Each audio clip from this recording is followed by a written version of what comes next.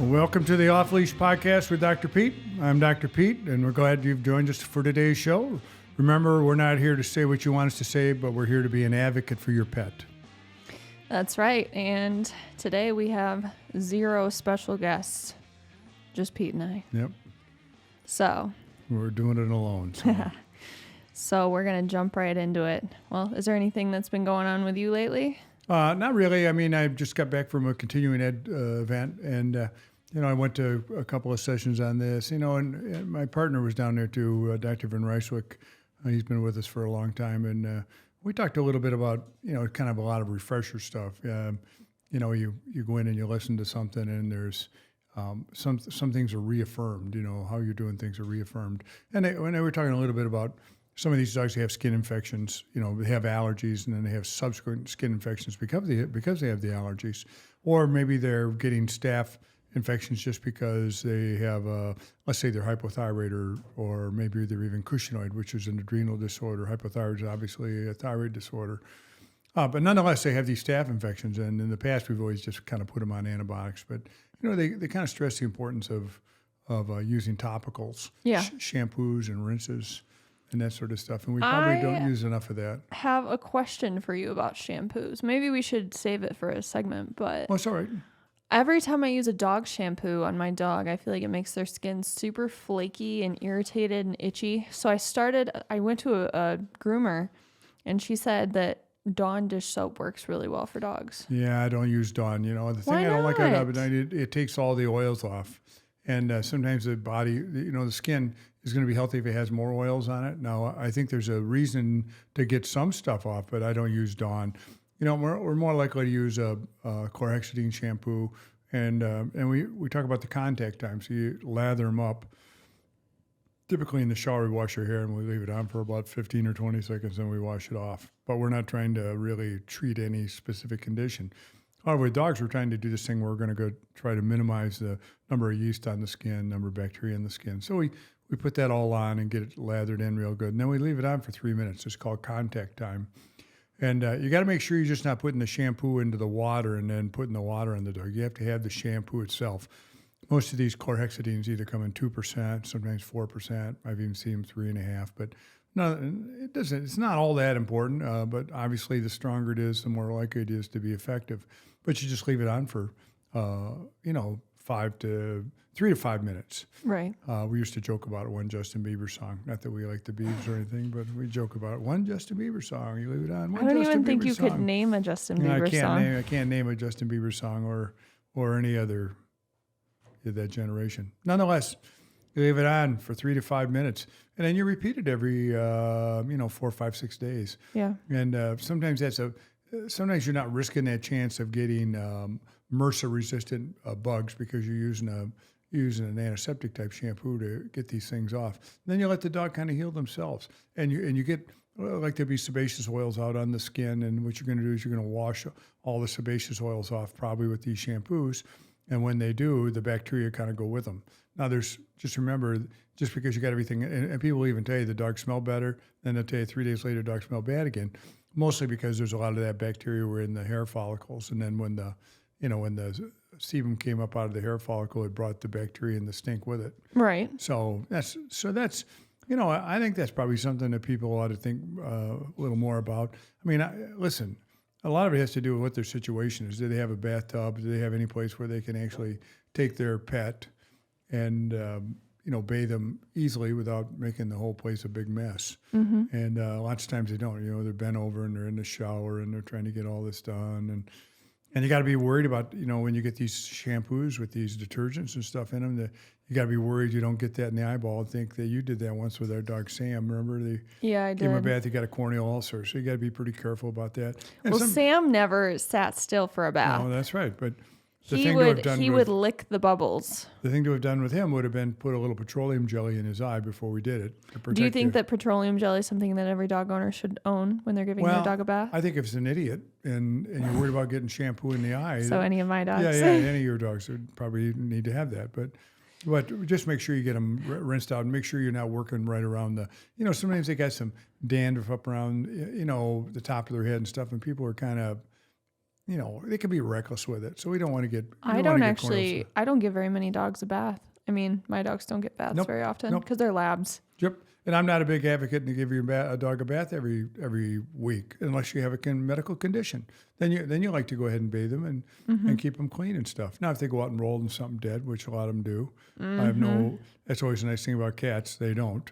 And but they'll go out and roll in something dead, and then they'll come in, and it's like, oh my gosh, what in the hell just happened here? Bosco, that's right. And Bosco, he's only got 3 or 4 neurons, so I mean, we kind of expect out of him to do stupid stuff. We talked. My wife talked about taking him to obedience school, and I said, "Don't do that." She said, "Well, don't you want him obedient?" I said, "No, I just, school usually you get out after you graduate, and he's going to die of old age there." And we talked about that he would probably die of old age at obedience school. Bosco is a Boykin Spaniel. Yep. He's the dog of. I didn't tell you this story. He's the dog of South Carolina. So yeah. I went for training for. I went to Purdue this year for training for dermatology cases. That when they're trying to clear dermatology drugs, so they wanted to have us to where we were accomplished at calling this, and that. Anyway, the guy down there's Dr. Robinson. He's from South Carolina. So we spent 3 days together, and we had a good time. And at the end of the whole thing, I said, I worried a little bit about you because you were from South Carolina. I said, why'd you be worried about that? I mean, there's a lot of nice people in South Carolina. I said, but you all made, the you all stuff. You all made the Boykin Spaniel your state dog. Yeah. And I thought if that dog represented the people of South Carolina, I said they'd be in trouble. They'd be in trouble. That's what I said. And I love this Boykin Spaniels. They're so sweet, but they're so dumb. Well, he's not dumb. I mean, if you got something in your hand to eat, he's very smart. Yeah, I shouldn't say dumb. They're very selective listeners. Yep. They listen when it's convenient for them. Yep. So Bosco's an interesting dog. And you really don't want to use medicated shampoos on dogs who really don't have conditions. You want to reserve that. In fact, you just want to use shampoos that usually are soap-free. So I'm not a big fan of Dawn dish soap. So I'll nix the Dawn dish soap thing. If a dog rolled in grease or something like that, or oil, or got oil on him, or something happened, yeah, go ahead, do it. And every once in a while, somebody puts a flea and tick thing on a dog, and they'd like to wash it off because they don't like the way they put it on. Then they maybe went and read something about it or something. They want to get it off. So yeah, use Dawn. It's fine. That's fair. It's what they used to wash ducks off with when they have oil spills. I think. I figured if it's good enough for the ducks, then it's good enough for my dogs. No. I'm still going to use it. You don't want to do it. No. And that has a lot of detergent in. So your chances of getting a corneal ulcer are really quite high when you do that. Wow. So I prefer you didn't. Okay. And then they make rinses that you can use also at the same time. And quite frankly, they use sprays. We sometimes forget about that. The sprays, we have a steroid spray called Genesis spray. I love that stuff. What does it do? It's a steroid. So if you have a pink spot on your dog, like in the axillary area, like underneath the arms or something like that, in the groin, you can spray it with that. You might want to wash it and then spray it with that, and then it's a fairly strong steroid called triamcinolone, and you put that on and spray it. I've even sprayed it in dogs' ears when they've had inflamed ears but not infected ears. Mm-hmm. So I like it for that. I mean, don't use it unless you get your veterinarians okay with that. Right. Yep. He or she will tell you what you can do and what you can't do, and that's another thing that probably people need to learn is that you don't do something, then call somebody and ask them about it afterwards. No. Yeah. I just took 6 sleeping pills. What do you think? Bad idea. Probably ought to go to the hospital and have your stomach pumped. Jeez. All right. Well, I mean, that's a ridiculous comparison, but I get that all the time where people said, yeah, I gave my dog an aspirin. Okay, well, they probably won't do any. Isn't ibuprofen the bad one for dogs? Ibuprofen, Aleve, they're all bad. So the only thing that really works on dogs is things for dogs. Mm-hmm. So if it's something that you got in your cabinet, and that's the thing we have a problem with, is that we gave my dog an aspirin. I said, well, probably ain't going to kill him, but, I would certainly not do it again 2 days in a row. And so how big is your dog? 7 pounds. It's like, oh, well, you need something then. You need actually charcoal. Activated charcoal, I was just going to say. Yeah. Because I think it was 2 or 3 years ago, I had a friend that I patched you in on a call. Yep. And his dog ate an entire bottle of ibuprofen. Yep. And that can be the end of them if you don't get it taken care of. Yeah. It was a German short-haired pointer. And that's the other thing you don't want to do. When it dawns on you something could really be wrong here, you don't say, well, let's see what happens. So what do? You go outside with the activated charcoal. Yep. And it's like a black slurry of stuff, and you put it down their stomach. If it just induces vomiting? Yeah, well, no, it does not induce vomiting. It sort of sucks up all the bad stuff. Oh. So if you want to induce vomiting, then you should go to your veterinarian's office and get something that will induce vomiting. And then once they vomit. Is there any household items that induce vomiting? Hydrogen peroxide, but that's kind of iffy one way or the other. People have used salt and mustard before. But mustard? Yeah. But they make some stuff, apomorphine and a few things like that work pretty good, yeah. Because dogs can induce vomiting if they eat enough grass. Yeah, they can. I mean, I don't know this way you want to treat it, whether you want to say, let's go eat some grass and see what happens, but. No, yeah, I don't think the dog would. The kind in your ditch, not the kind in your bedroom in the lower drawer, anyway. Oh, my gosh. Okay.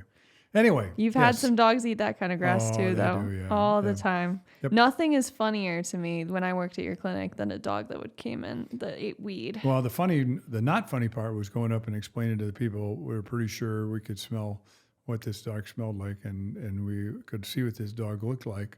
And in fact, the dog just stoned out of his mind. And then, do you have children? That's the part of the conversation. Do you have children? Yeah, we got children. I got a 13-year-old daughter. Oh. Well, that's where so you may want to go have a little heart-to-heart. I'm not going to say that your daughter was responsible for that, but if it wasn't the two of you, then it. And I don't think the dog went out in the street corner and bought a bag of it. So I think that's. I just looked at your dog. I didn't see a money clip or a credit card. So I'm pretty sure that somebody in the house has his stuff around. Yeah, most definitely. And they're not happy about that. Well, it's not my kid. My kid's on the honor roll now. Good. So I'm glad your kid's on the honor roll. And apparently she's a good test taker when she's stoned. So that's great. Oh, my goodness. All right, well, let's get into Canine Chronicles, news in the dog world or dog food world. You got anything for me? No, not in the dog food world, I don't think. They have a few recalls here and there every once in a while. They just got done having the AFCO meeting, the Association for Feed Control Officers. I don't think much came out of that. We thought maybe something was going to come out of that, but it didn't. And so we're still doing what we're doing. We're all going to have to, all of us in the dog food business are going to have to change our labels in about 5 years or 6 years. To make it more... they're going to change the way that you see the carbohydrates and the fats. And I think it's confusing for people to flip over because they just have minimums and maximums. Yep. And it's kind of... Yep, you have to have a degree to know how to, and I have a degree and I still can't read everything. Yeah. I still can't read everything on a dog. Nobody really understands it. I think that if they do switch it, it's going to make it a lot easier for pet owners to flip over a bag and actually be able to read the label more effectively. Yeah, I think the biggest problem people have is when I got the lowest fat dog food I can find, and what is it? And it's like, it's this canned food with a German Shepherd on it. And I said, what's the fat content? And they're like, 5%. That's really low. Well, it's 80% water, so it's actually 25% fat. So 80% water, 20% dry matter. The dry matter, 20% of it's fat because it was 5% before. Right. It'll even say on there. They can't even. Most people haven't even got the stones to call it water. They call it moisture. Moisture. There's moisture in there. So yeah, it's moisturing out today. Yep. Oh, you mean it's raining out? Rain and water? Yeah, moisturing. Moisturing. It's moisturing. Yeah. I wonder why they do that. I know. I'm gonna go when we get done here. I'm gonna get some moisture and I ate something salty for lunch. So I'm gonna have to go get some moisture. It's stupid. Yep. They should just call it water. They should call it water. It makes it a lot more effective and easy for the client. Well, and there's a lot of water in some of the ingredients, like chicken and. Well, chicken's kind of like watermelon, right? Once you cook it down, it's. Well, it's not like a watermelon. It's just the analogy. Yeah. It's just it holds a lot of water. There's a lot of water. It's about 70% water. And then when you cook it down, there's not much. Yeah. All you have to do is take it home and put it in the oven for about 4 or 5 hours, and then weigh it after you take it out, and you'll see how much was moisture. I can agree with that. Well, let's go into some rock and roll history. What do you say? Rock and roll history. Well, let's see. We've talked about everybody in Battle Creek, haven't we? Mm-hmm. And we've talked about, well, we haven't really talked about, you've heard of Alice Cooper. I have. Yeah. So we're not really going to talk about Alice Cooper, but the guy who wrote the songs for him was a guy by the name of Dick Frost. Dick Wagner, excuse me. Dick Wagner and the Frost. They were from Flint. And they're actually... Flint, Michigan. Yeah. And they really actually became, when they broke up, well, some components of it were, were absorbed sometimes by Grand Funk Railroad. And Grand Funk Railroad was up in that area too. But anyway, Dick Wagner wrote all the songs for Alice Cooper, and he had his own albums and stuff, and they were very good. But he was one of those guys who was a pretty good composer, a damn good musician. He had a song called Mystery Man that was fun. What was your favorite Alice Cooper song? School's Out. School's Out. Why is that your favorite? I don't know. I just like it. That's what I'm thinking. It's probably how I felt when June 10th came around every year. School's out forever. Yeah. And of course, I was in college by then. And I was in vet school, so we went to school during the summer. So it had meaning when I was an undergrad, but it had very little meaning when I got to vet school because there was no schools out. We went to school.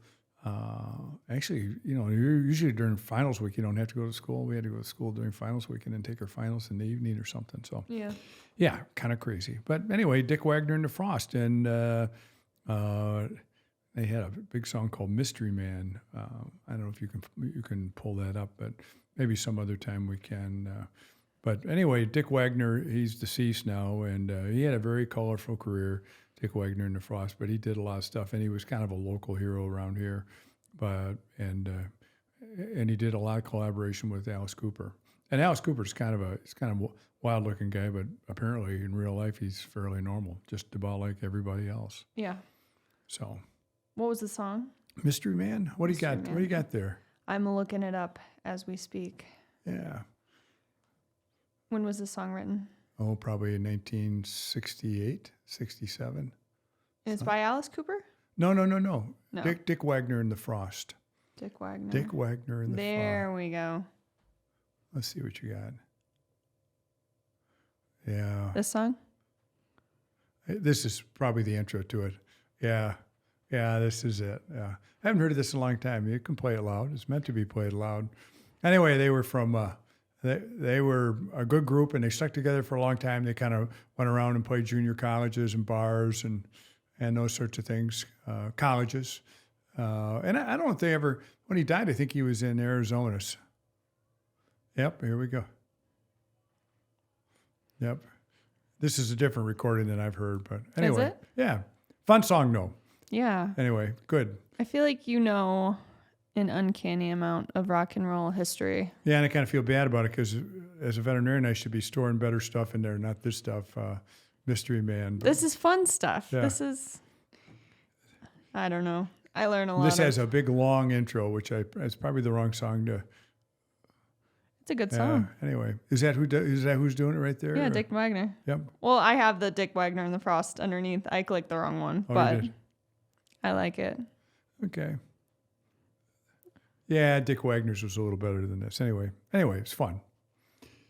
But local guy. And there was actually a lot of musicians from up in that Flint area. Like I said, Grand Funk, and actually they called themselves Grand Trunk Railroad to begin with. And then the Grand Trunk says you can't call yourself Grand Trunk. You know who I just figured out was from Michigan? Who's that? Who is the guy from Smokey and the Bandit? The main guy. Burt Reynolds? Burt Reynolds. He's from Lansing. Yeah, he was born there. Mm-hmm. I don't think he's really from there. He was born there. He was born in Lansing. Yeah.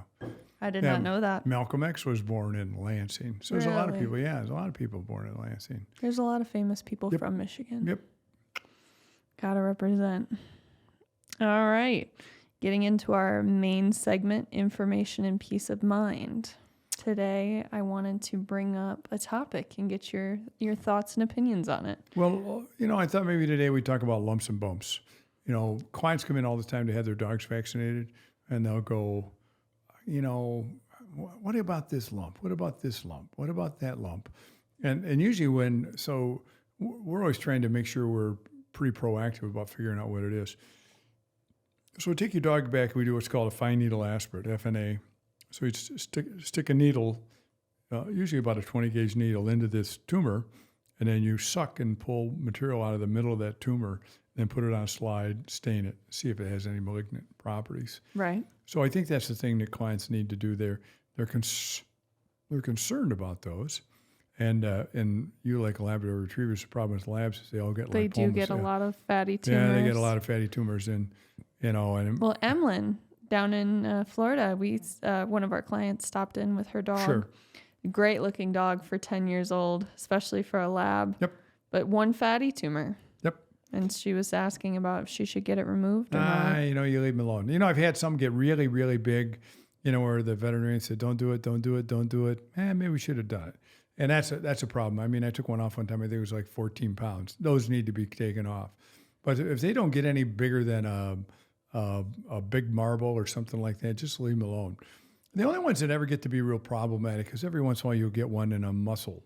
In other words, you'll get one in your biceps in between the muscle layers. Mm-hmm. And I think those are actually kind of painful because lots of times within those muscles are blood vessels and nerves, and then you've got this fatty tumor that kind of grew there, or sometimes it's not a fatty tumor. So what we're looking at is we're looking for, sarcomas, breast cancer, mast cell tumors. So we're looking at the stuff that needs to be taken off. And when we find stuff that needs to be taken off, then we, paddle our rear end back up to the exam room and say, okay, here's what this is. This is a mast cell tumor. We need to take this off. We don't know, or we don't see any other ones. This could be the only mast cell tumor you have, but it needs to come off before it metastasizes elsewhere. And so then we usually schedule them usually try to do it less than a week and get that thing off and be done with it and hope that nothing else pops up in the meantime. Right. But I certainly have dogs that come in that, they may have some mast cell tumors centrally and they're casting them out into the skin. And so we see mast cell tumors, I won't say frequently, but we see them more than we'd like to see them. Then we got the tumors that are inside, which are like splenic tumors and stuff. And we have what are they? In the spleen. The spleen's a thing about this long that looks like a tongue. And we see those, and we usually take the whole spleen out when we take those. Every once in a while, I see a tumor in the liver, and if it's just one tumor in the liver, sometimes we'll take those out. And you can see all this through X-rays. Well, you can see it through usually sometimes X-rays, sometimes ultrasounds. Usually, sort of a combination of both. In fact, it's like the yellow pages let your fingers do the walking. So sometimes you just palpate them. I guess people don't use the yellow pages anymore, but nonetheless, you palpate a dog and see if you can feel anything in the abdomen. You're like, ooh, this feels funny, and sometimes you got to do that. You got to use your hands to look for stuff. Every once in a while, you'll feel a bladder stone or a splenic tumor. Really? Yeah. So you got to go ahead and start looking for that stuff. And it is nice if you have ultrasound now. You can do ultrasound guided biopsies, with a needle, the long needle and stuff. Although they're not as accurate as, getting a big piece out of there. So, right. But I think that's the thing, and we're talking about this information and peace of mind. So I go up and tell you, listen, you got a mast cell tumor. It's about the size of a whatever, a small handball or something like that. We need to take that off. And hopefully it's in a place where it comes off easily and you can get the skin back together when you're done, because you're supposed to take big margins around here. Right. So lots of times don't think the veterinarian is drunk or anything when he did this or she did this, because you're expecting to see an incision this long and you get one that's this long. That's a good veterinarian who makes an incision that long on a mast cell tumor. It means they got everything around it. And for all the people listening versus seeing, how long is that? I don't know. It's 5-6 inches, something like that. So don't be alarmed. Yeah, it usually goes a couple centimeters outside where the tumor starts and stops, because mast cell tumors tend to have little granules of themselves cast out in tissue that would maybe normally look normal. Mm-hmm. So that's the peace of mind part. Now well, this is bad news. My dog's got cancer, but the good news is we found it, and the doctor's going to take it off. So there's the good news, the bad news, the information and peace of mind. And you don't get that the other way around. Maybe you do if you're dyslexic, but normally it's information first, peace of mind second. Right. And that's the way you should be doing this. Choosing what you do with the information to get that peace of mind. Yep. So then people pick their dog up, a week later, 5 days later, and they're glad they did it. And No, I mean, of course, with older dogs, this is just, we're going to go ahead and take care of what we can take care of. There'll be something next. It's like Emma, I told Dr. Anna Marie, her dog had copper storaces, and we kind of took care of that. And she says, well, that's great. And I said, yeah, and you should be good until something else comes along, because your dog's 12 years old. So until still something else comes along. Right. We need to have her on the podcast. Yeah, we should have her on someday. She's very good. She's a lot of very fun. smart lady. Yep. Well, cool. Well, are you ready to wrap up with our last segment? Sure. What's our last segment today? Labelize. Oh, labelize. I actually picked a treat that I feed quite regularly to my dogs. So if you deem it as a good treat at the end, I'll tell everyone what it is. All right, this is a soft treat that I use for training. The first ingredient is peanut butter. It's fine. Dogs love peanut butter. And for some reason, other people sometimes tend to be allergic to peanut butter, but dogs, I don't think I've run into hardly any dogs who are allergic to peanut butter. Okay, let me ask you this, because I've heard before that there are some peanut butters out there that have Xylitol. Yeah, you can't have that. No. So big no. I've learned that there's certain peanut butters that are good and peanut butters that are bad for dogs. Sure. So the first ingredient, peanut butter, rice. It's fine. Water for processing. It's fine. Oats. Yep. Potatoes. Yep. Cane sugar. Yep. Vegetable glycerin. Sure. Malted barley. Sure. Potato protein. Yep, fine. Salt. It's fine. I mean, we all like stuff to be salty. And even our dogs, even our cardiac dogs, we don't really worry that much about salt. Really? With people, it's a big deal. Yeah. You can't go out and have a prime rib and just salt the snot out. Oh, yeah. We go to basketball games every once in a while. We stop at a place called Arts and have pizza. And I mean... Arts pizza's good. Yeah. And your fingers are swollen by the time you leave the place. It's very salty pizza. Very salty, yep. So not good for us, but dogs don't tend to have that problem with, diffuse swelling from excessive salt. And dried cultured whey product. Yeah, now whey is different. So if you have a dog with milk allergies, that's probably not what I would be doing. So we say beef, milk, and wheat, and whey is another word for milk. Mm-hmm. Okay, so you got to look at everything. You got to look at everything in the front to the back, and then people can go, well, it's at the end of the line. It's probably not a big deal. Yeah, maybe. Yeah, I don't know. But if you're really allergic to milk, it is in fact whey is milk protein. So they could have put milk way up in front. They could have put milk way up in front, not whey, W-H-E-Y, but whey, W-E-Y, way up in front. And you said there was a lot of milk in there. Well, if it was milk, it was a lot of moisture in there. But that whey protein that's the protein. And that's what dogs are going to be allergic to. Almost always, they're going to be allergic to the protein fraction of something. Yeah. And I think we talked about this maybe in one of the other podcasts, that if somebody says, well, my dog's allergic to chicken and there's chicken fat in the dog food, not a big deal. Mm-hmm. If there's no protein in the chicken fat, you're okay. Mm-hmm. It's fine, yeah. Exactly. Citric acid for freshness. Yeah, it's fine. Cherries. Fine. Natural flavor. Yeah, whatever that is. Vinegar. It's fine. Turmeric spice. That's fine. Vitamin E supplement. That's fine. Zinc proteinate. That's fine. Mixed tocopherols for freshness. And that's it. Yeah, honestly, Molly, between you and I, that's an awful lot of stuff to have and then they're putting cherries in there and people are like, oh, cherries would be good for you. I don't know why it's cherries, because the ingredients it says on the front is peanut butter and oats recipe. Which is what it is, and that's what so it's overwhelming what it is. And they put all this, well, I've heard good things about turmeric. Well, there's probably enough turmeric in there to, it's That's a fruit me. package. Yeah. That's totally me. Yeah. I am that person. Yeah.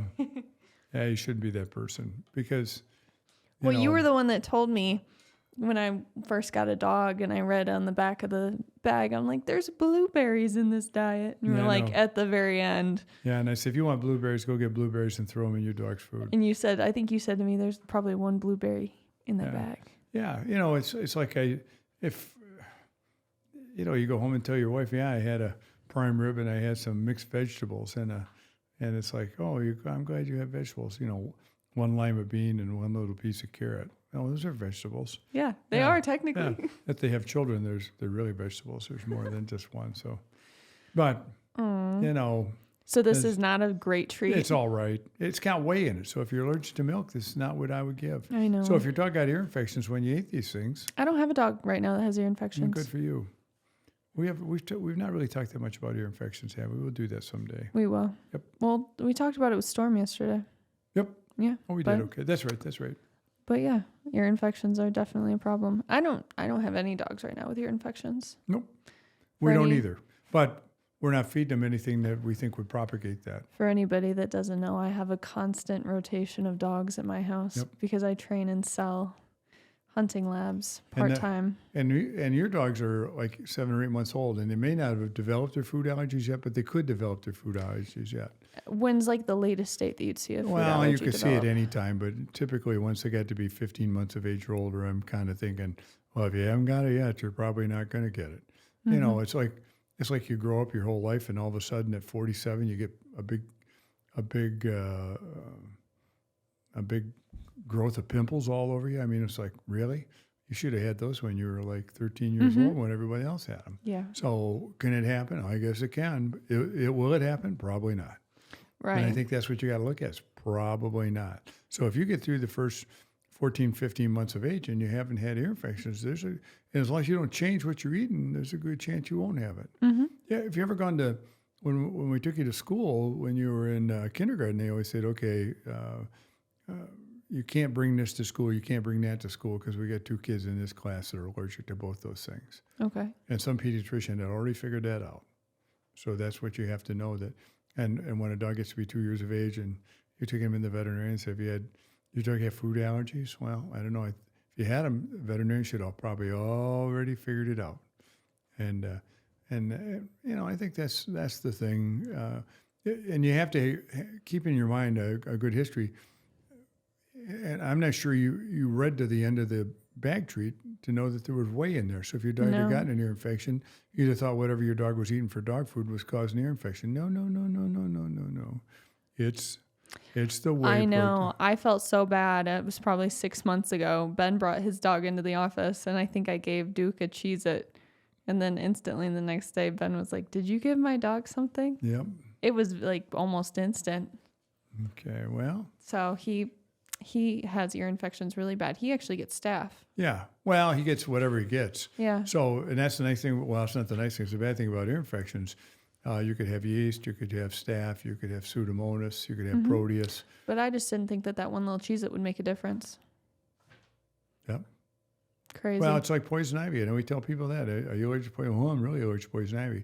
So you must have to sleep on a 55-gallon bale of stuff to break out. Hell no, I don't have to sleep on a 55-pound bale of that stuff. Yeah. No. All I have to do is go up and look at it on a tree and I get it. Mm-hmm. Okay, so you really are allergic to it.